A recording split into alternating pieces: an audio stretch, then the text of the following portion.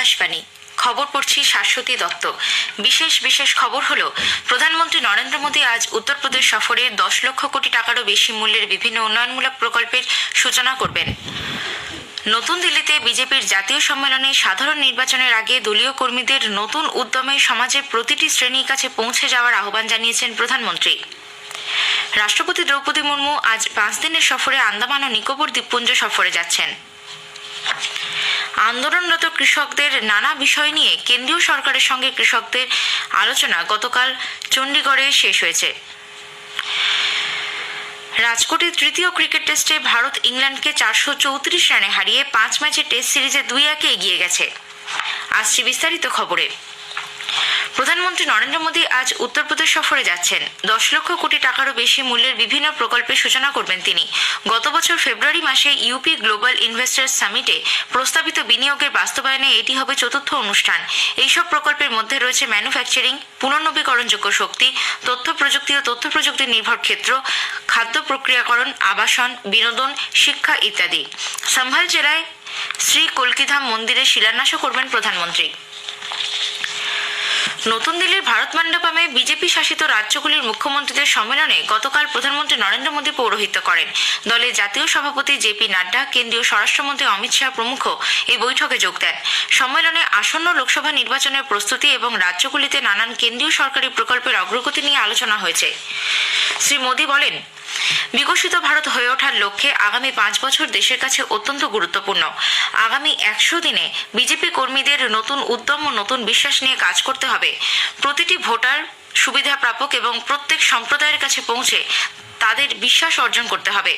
প্রধানমন্ত্রী বলেন, সমগ্র জাতি বিশ্বাস করে বিজেপি সরকার দেশকে দুর্নীতি এবং সন্ত্রাসবাদী আক্রমণ থেকে মুক্ত করেছে এবং দরিদ্র ও মধ্যবিত্ত শ্রেণীর মানুষের জীবনযাত্রা উন্নতি করতে পেরেছে। গত 10 বছরে তার সরকার বিভিন্ন ভবিষ্যৎমুখী নীতি এবং সাহসী সিদ্ধান্ত নিয়েছে। শ্রী মোদী বলেন, রাম মন্দির নির্মাণের মতো বহু দশকের অসম্পূর্ণ কাজ ছাড়াও কর্তারপুর করিডোর খুলে দেওয়া, সংবিধানের 370 নম্বর ধারা বিলোপ এবং নতুন শিক্ষানীতি রূপায়ণের মতো কাজ করা সম্পন্ন হয়েছে তার সরকারের আমলেই।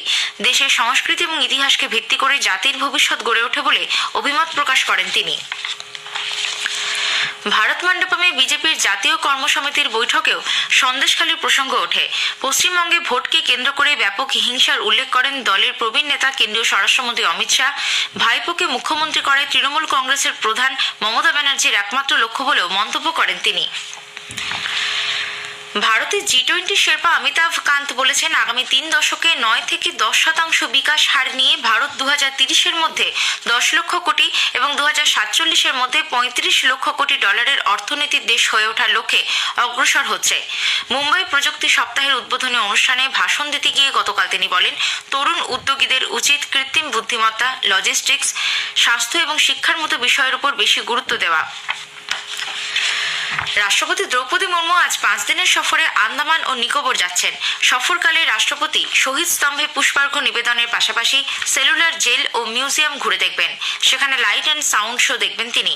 রাষ্ট্রপতির সম্মানে পোর্ট ব্লেয়ারে doctor B.R. Ambedkar institute of টেকনোলজিতে আয়োজিত অনুষ্ঠানে শ্রীমতী মুর্মু যোগ দেবেন। আগামীকাল ইন্দিরা পয়েন্ট, ক্যাম্পবেল বে এবং সুভাষচন্দ্র বোস দ্বীপে যাবেন রাষ্ট্রপতি। আন্দামান ও নিকোবরের রাজনিবাসে পিছিয়ে পড়া আদিবাসী জনগোষ্ঠীর প্রতিনিধিদের সঙ্গেও কথা বলবেন তিনি। রাধানগর বিচে তাকে সেনাবাহিনীর মহড়া দেখানো হবে বলে আমাদের সংবাদদাতা জানিয়েছেন। আন্দোলনরত কৃষকদের নানা বিষয় নিয়ে কেন্দ্রীয় সরকারের সঙ্গে কৃষকদের আলোচনা গতকাল চণ্ডীগড়ে শেষ হয়েছে। বৈঠক শেষে কেন্দ্রীয় মন্ত্রী পীযূষ গোয়েল বলেন, আলোচনায় সদর্থক ফলাফল পাওয়া গেছে।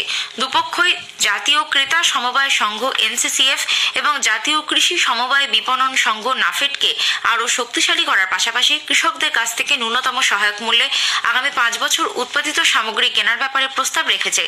দিল্লি ফিরে NCCF এবং NAFED-এর সঙ্গে বিষয়টি নিয়ে কথা হবে বলে শ্রী গোয়েল জানান। আলোচনার ফলাফল আজকের মধ্যে কৃষকদের জানানো হবে। কেন্দ্রীয় মন্ত্রী অর্জুন মুন্ডা, পীযূষ গোয়েল এবং নিত্যানন্দ রায় বৈঠকে উপস্থিত ছিলেন। অন্যদিকে পাঞ্জাবের মুখ্যমন্ত্রী ভগবন্ত মানও বৈঠকে যোগ দেন। এর আগে 8, 12 এবং 15 ফেব্রুয়ারি দুপক্ষের মধ্যে 3 দফায় বৈঠক হয়েছে। প্রধানমন্ত্রী নরেন্দ্র মোদী আগামী 25শে ফেব্রুয়ারি আকাশবাণীতে মন কি বাত অনুষ্ঠানে তার চিন্তাভাবনা দেশ বিদেশের মানুষের সঙ্গে ভাগ করে নেবেন। এটি হবে মাসিক এই বেতার অনুষ্ঠানের 110তম পর্ব। অনুষ্ঠানটি আকাশবাণী এবং দূরদর্শনের সবকটি চ্যানেল, এআইআর নিউজ ওয়েবসাইট এবং নিউজ অন এআইআর মোবাইল অ্যাপে সকাল 11টায় সম্প্রচারিত হবে। AIR news, DD news, PMO এবং তথ্য ও সম্প্রচার মন্ত্রকের ইউটিউব চ্যানেলগুলিতেও সরাসরি সম্প্রচার করা হবে মন কি বাত। এরপরই আঞ্চলিক ভাষায় অনুষ্ঠানটি সম্প্রচার করা হবে। আঞ্চলিক ভাষায় এর তর্জমা পুনঃ সম্প্রচারিত হবে রাত 8টায়। খবর শুনছেন আকাশবাণী থেকে। লোকসভা নির্বাচনের প্রস্তুতি খতিয়ে দেখতে মুখ্য নির্বাচন কমিশনার রাজীব কুমারের নেতৃত্বে নির্বাচন কমিশনের পূর্ণাঙ্গ বেঞ্চ আজ 3 দিনের সফরে বিহার যাচ্ছে। সরকারি সূত্রে জানানো হয়েছে, এই সফরকালে নিরাপত্তা, ভোট গ্রহণ কেন্দ্রের প্রস্তুতি, ভোটার তালিকার বর্তমান অবস্থা, ভোটারদের সচেতনতা এবং আইন শৃঙ্খলা পরিস্থিতি তারা খতিয়ে দেখবেন। সফরের প্রথম দিনে আজ মুখ্য নির্বাচন কমিশনার এবং অপর দুই নির্বাচন কমিশনার অনুপ চন্দ্র পাণ্ডে এবং অরুণ গোয়েল রাজ্যের মুখ্য নির্বাচন আধিকারিক, পুলিশের মহানির্দেশক এবং ঝাড়খণ্ডের কেন্দ্রীয় সশস্ত্র বাহিনীর নোডাল অফিসারের সঙ্গে নিরাপত্তা সংক্রান্ত বিষয়গুলি নিয়ে আলোচনা করবেন। আগামীকাল জাতীয় এবং রাজ্যের স্বীকৃত রাজনৈতিক দলগুলির প্রতিনিধিদের সঙ্গে কমিশনের বৈঠকের কর্মসূচি রয়েছে। জেলা ম্যাজিস্ট্রেট তথা জেলা নির্বাচনী আধিকারিকদের সঙ্গেও আগামীকাল কমিশনের পূর্ণাঙ্গ বেঞ্চ আলোচনায় বসবেন। সব এসপি, কমিশনার এবং বিভিন্ন জোনের ইন্সপেক্টর জেনারেলরা এই বৈঠকে অংশ নেবেন। সফরের শেষ পর্যায়ে নির্বাচন কমিশনের দলটি বিহারের মুখ্য নির্বাচনী আধিকারিক এবং কেন্দ্রীয় সশস্ত্র বাহিনীর নোডাল অফিসারের সঙ্গে বিভিন্ন বিষয় নিয়ে পুনরায় বৈঠক করবেন। মুখ্য নির্বাচন কমিশনার রাজীব কুমারের নেতৃত্বে নির্বাচন কমিশনের পূর্ণাঙ্গ সফরের শেষ পর্যায়ে নির্বাচন কমিশনের দলটি বিহারের মুখ্য নির্বাচনী আধিকারিক এবং কেন্দ্রীয় সশস্ত্র বাহিনীর নোডাল অফিসারের সঙ্গে বিভিন্ন বিষয় নিয়ে বৈঠক করবেন। 50টিরও বেশি দেশের অংশগ্রহণের মাধ্যমে আজ বিশাখাপত্তনমের দ্বাদশ সামুদ্রিক মহড়া মিলান শুরু হচ্ছে, চলবে 27শে ফেব্রুয়ারি পর্যন্ত। ভবিষ্যৎ সমুদ্র নিরাপত্তায় শক্তিশালী নৌবাহিনী, এই মূল ভাবনা নিয়ে এই মহড়ার উদ্দেশ্য অংশগ্রহণকারী বিভিন্ন দেশের নৌবাহিনীর মধ্যে সহযোগিতা সুদৃঢ় করা। সমুদ্রের টহলদার একটি বিমান, মিত্র দেশগুলির 15টি জাহাজ, ভারতীয় নৌবাহিনীর প্রায় 20টি জাহাজ এই মহড়ায় অংশ নেবে। MiG-29K এবং P-8I সহ 50টি যুদ্ধবিমান এবং বিমানবাহী জাহাজ বিক্রান্ত বিক্রমাদিত্য থাকছে এই মহড়ায়।